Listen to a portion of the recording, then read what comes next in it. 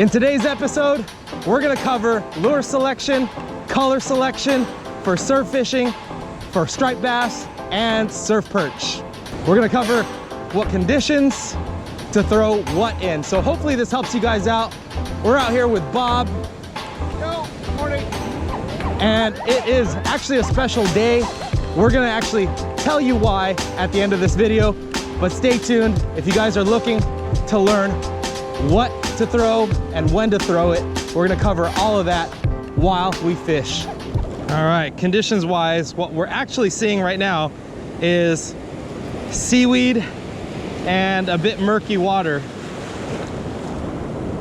And I'm starting off with the Glow White Sardine Battle Star, and I'll break down why at the end.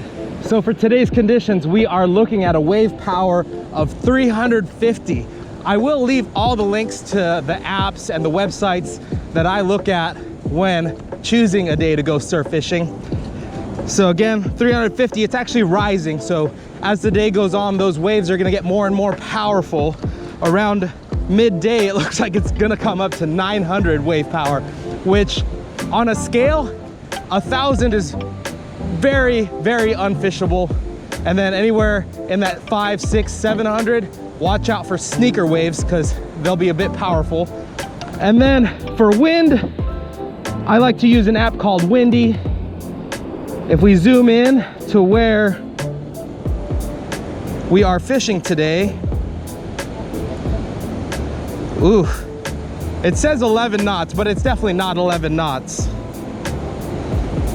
Yeah, it's way wrong. But we only brought lures, so maybe we have a small window to really get them today, unless they're really in tight.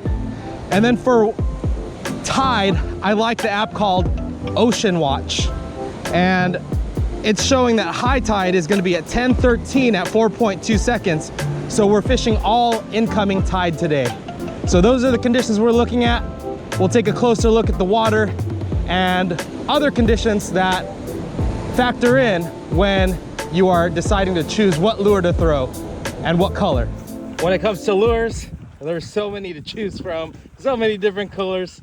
It's like, how do you choose, you know? And what really sets them apart is gonna be the bill.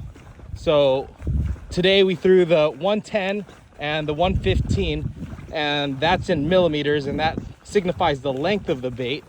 But the 115s have a sharper, more extreme angle of a bill, and that determines how deep it's going to dive. And of course the 110 has a more shallow bill, so the 110 is going to dive 2 to 3 feet, and then the 115 is going to be in that 3 to 6 foot range. So that's something that you have to consider. And one of the conditions that you want to look for is how steep that beach is. And today it wasn't very steep, but it was just deep enough, especially as the tide was coming in, to use both lures. And actually, I thought that the 115 was gonna do better today than it actually did, but the fish were actually eating closer to the surface. How many did you get, Bob? 3. Landed 3, but lost maybe 5 on both the 110 and the 115. Yeah, it's pretty good. I think I landed 4, and then you'll see what I caught at the end. I'll show you guys, but that's kind of just to start this conversation, is the body style that you're gonna throw.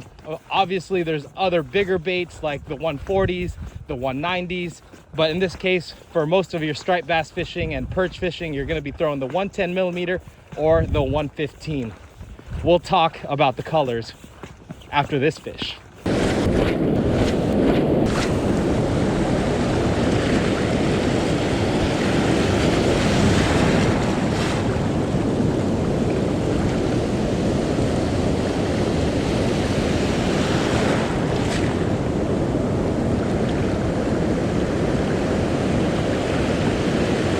Oh, there's a fish. That's a good one. That's a good fish. That's a really nice fish.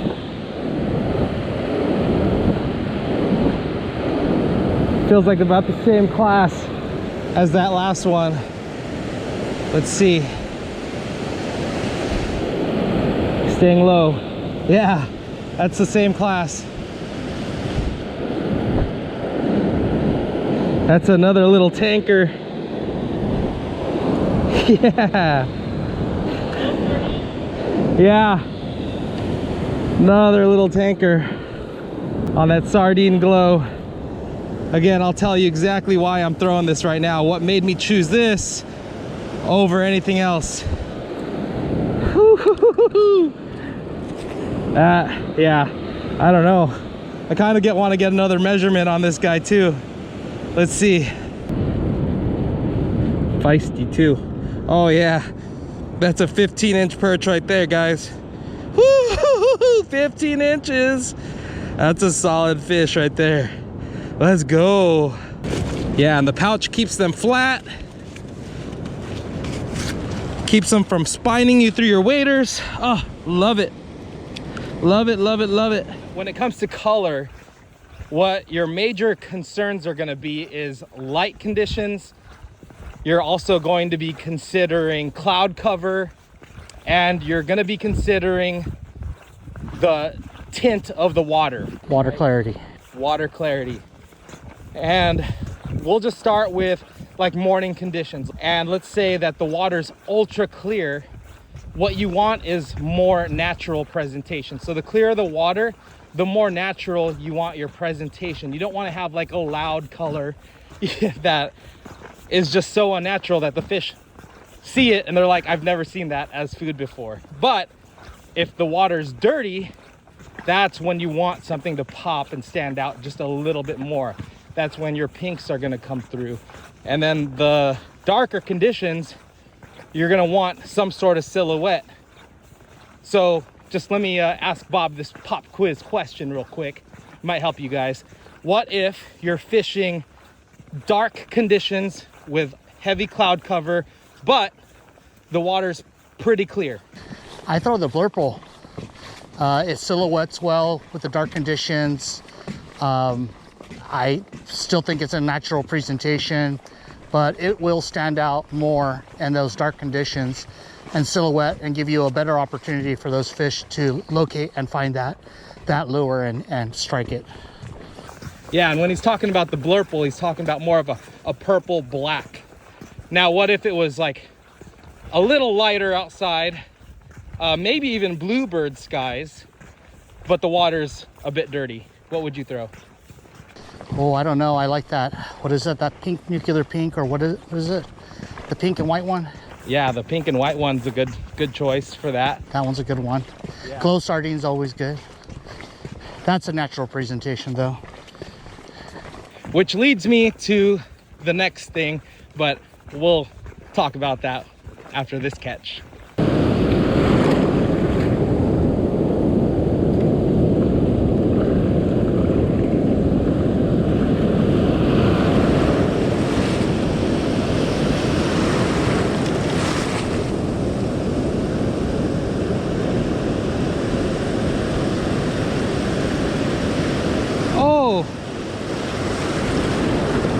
That one hit close.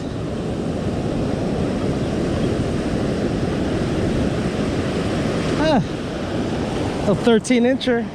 I'll take it.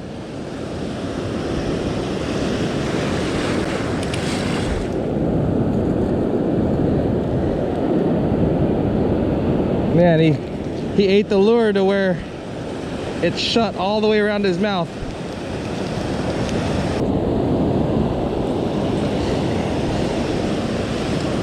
Solid perch right there. Definitely respectable, like 13-inch. So I got a 13, 14, and a 15. So the next thing that you want to consider when picking color, talking about natural things, is what the fish are actually keyed in on and feeding on. So Bob just mentioned in the last part of the conversation the nuclear pink. And I like throwing the nuclear pink when the fish are really keyed in on sand crabs. And the sand crabs, you know, sometimes, especially if they're a soft shell, they're a little bit lighter in color. And then if they have eggs, that's even better. So that nuclear pink, when it hits the shallows, that's when you'll get bit a lot of the time, is when you're about to pull it out of the water, because those fish are pushing in really close to eat those sand crabs, and that white back on that nuclear pink is really, really nice. And then of course, anchovies, sardines, when they're keyed in on bait fish, that's definitely what you want to go for. And then going back to when you would want to throw like the more shiny metallic colors, I really like doing that when it is ultra clear water in low light conditions, because you really want any light down there to bounce around and bring these fish in.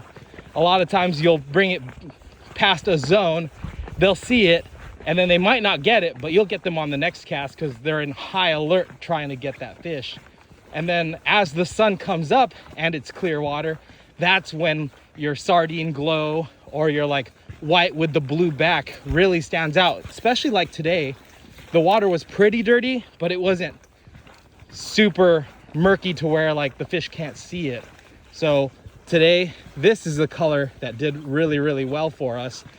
It is the sardine glow, and I like to categorize this as a more subdued color. It has like no chrome on it, no shine, and when it's going through the water and wobbling, it has that blue and black back, and it has that white belly.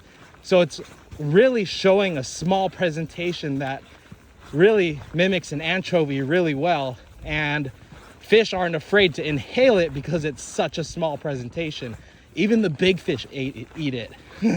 And you'll see in a bit. But as it's going through the water, it's black, white, black, white, black, white, black, white, black, white. So that's what I really, really like about those glow patterns.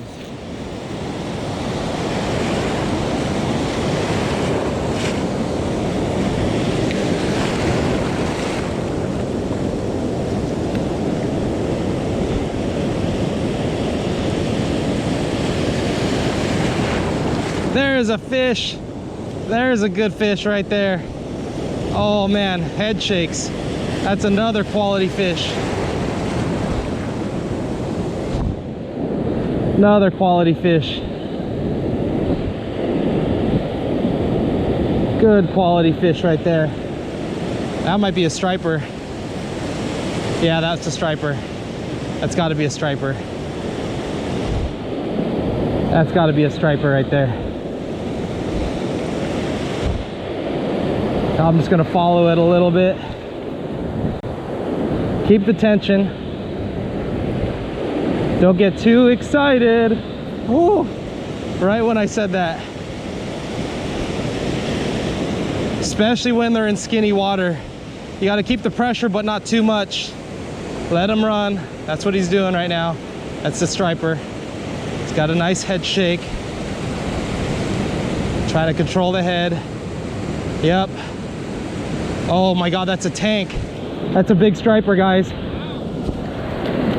That's a big striper. That's a big striper. That's a big striper. Oh! Oh my God. Oh, look at that tank. Holy crap. I'm gonna take the hooks off right now. I don't know, and hold on. You know what? Bob's mom said that it was gonna be good today.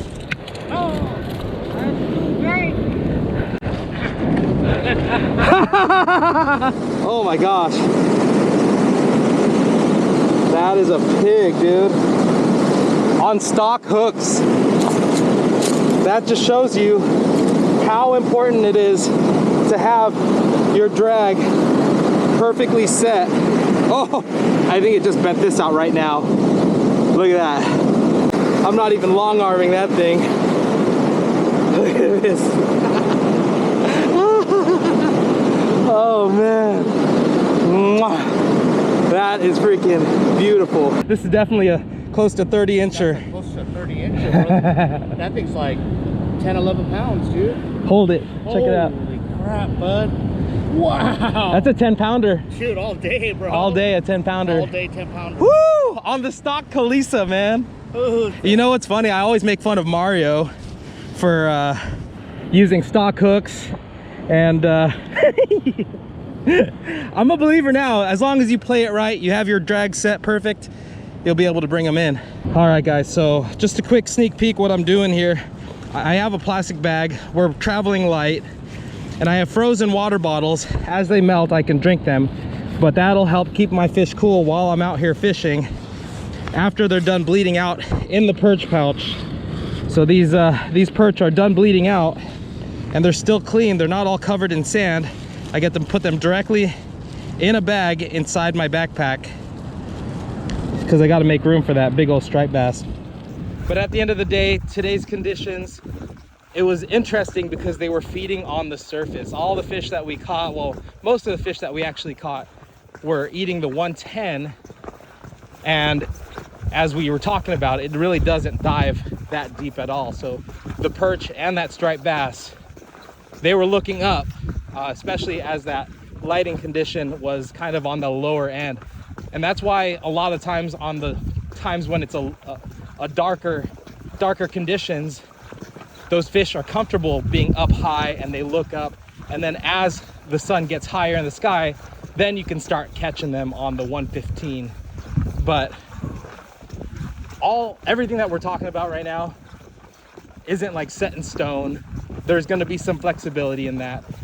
All these different conditions just give higher probability to catching, but it's not necessarily set in stone that, oh, you can't catch a fish on the pink in clear water, bluebird skies. Your likelihood isn't very high, but if those fish are hungry and all the other conditions line up, it just might happen for you. So just take this information and do with it as you want.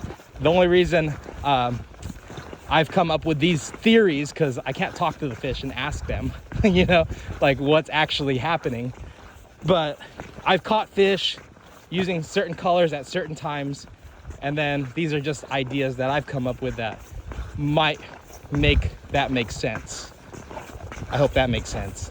But anyway, what we were talking about earlier too, that it's a special day, is it's Bob's birthday today. Today's the birthday.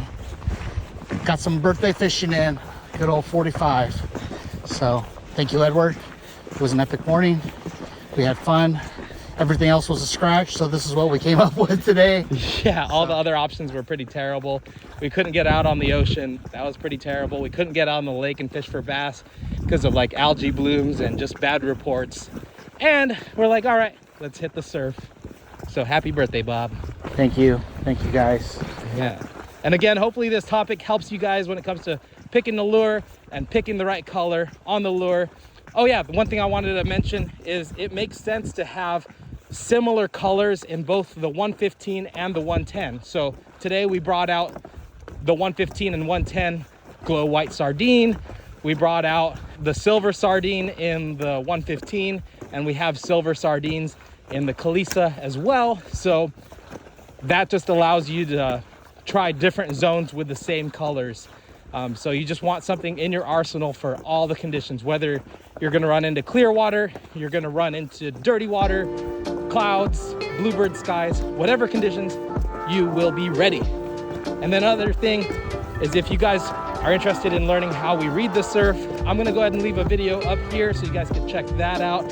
And then also how to work these lures, how you want to retrieve them, use your rod, all of that. I'll leave that link right here. But thank you guys for watching. Appreciate you sticking around. We'll be back with another birthday next year. We'll catch you guys on the next one.